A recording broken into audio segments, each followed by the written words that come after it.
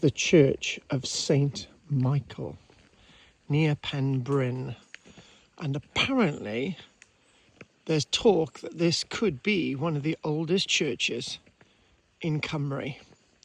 It's got quite an interesting graveyard, and look at the bell coat there. Look at the graveyard though, come on. And what we've got there, it's a very interesting gravestone indeed.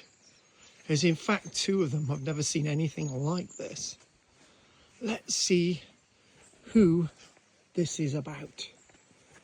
See what we've got here. And that dates to 1789. And then we get another one over here. Wonderful way they've actually done this. And that one dates to the wonderful year of 1770.